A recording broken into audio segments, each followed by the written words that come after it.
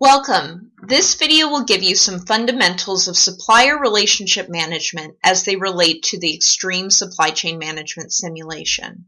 Keep in mind that these concepts will be expanded upon as you go through the course. In this simulation, you will develop both short-term supply contracts and long-term relationships or partnerships. For the short-term supply contracts, negotiations focus on how much can be shipped, when it can be shipped, and at what price. Selection decisions will be based primarily on which supplier has the lowest delivery cost. Each contract may have no relationship to the one that came before or the one that will come after. This strategy offers the promise of low cost and minimum involvement. However, keep in mind, problems could occur if the market or supply become tight and vendors go to preferred partners.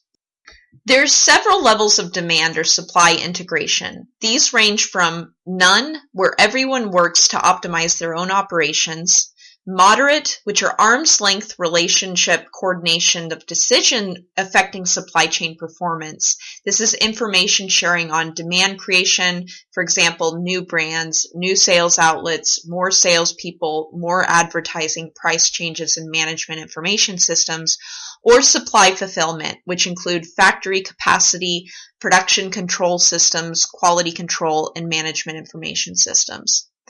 High includes full integration, which is involvement in various partner decisions. This has total access in terms of historical performance, costs, margins, decisions, etc., as well as current plans. At the table, when decisions are being made, partner studies, market, and operational data occur, as well as discussions of strategy and tactics and making recommendations on key decisions.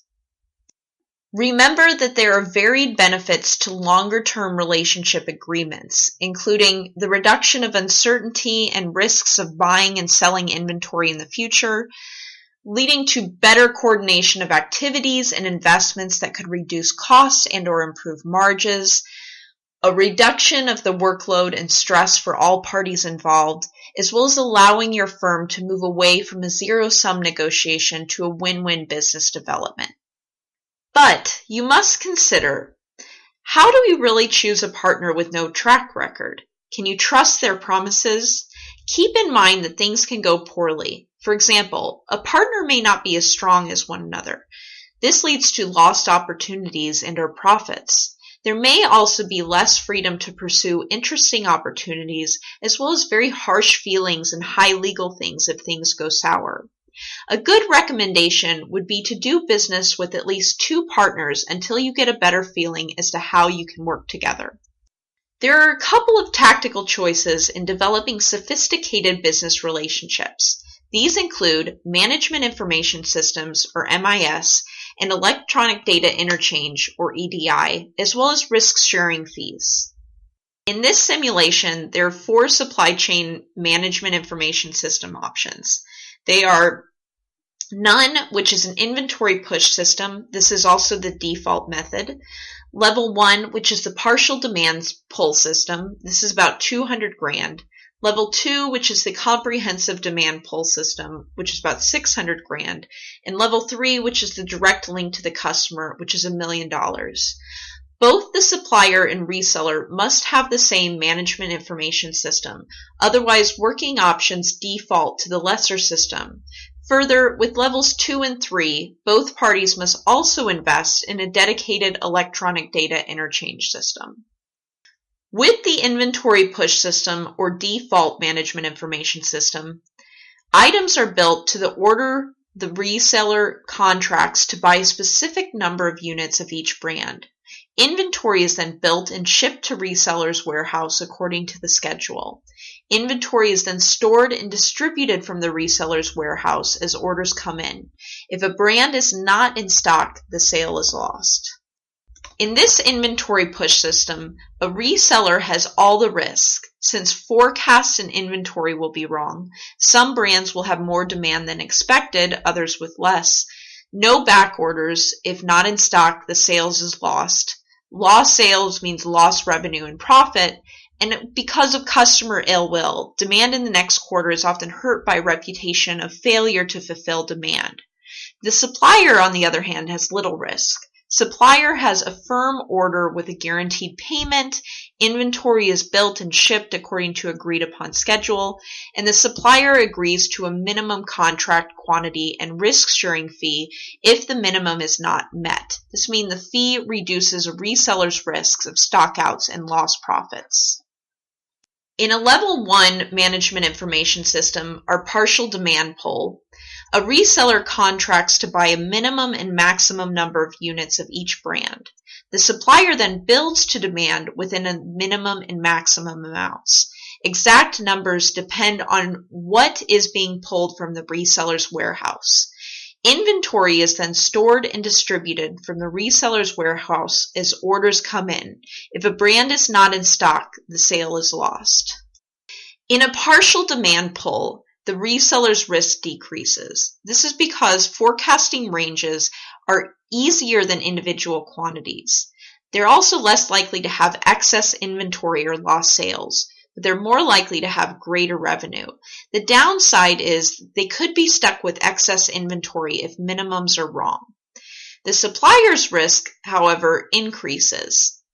It must schedule sufficient capacity to meet minimum order quantity. They also have to decide how much more than the minimum capacity to build if they hope to satisfy any of the maximum order quantities. If they reschedule certain extra capacity and it is not needed, then it still has to pay workers an overhead, which is excess capacity costs. The upside is there's an assured minimum, and they also have a competitive advantage, and there's probably larger orders and more interested resellers. The Level 2 MIS, or Comprehensive Demand Pool, is where the reseller and supplier agree on total demand that should be serviced. A supplier monitors inventory levels in a reseller's warehouse. The supplier then replenishes the warehouse based upon what is being pulled out of it. Inventory is then stored and distributed from the reseller's warehouse as orders come in. If the brand is not in stock, the sale is lost. In the comprehensive demand pull, resellers' risk is further reduced. That's because it's easier to forecast total demand than individual brand demand. There's also little excess inventory, larger revenues, and they must agree to a minimum contract quantity and risk-sharing fee if minimum is not met. This means a fee reduces the supplier's risk of excess capacity costs.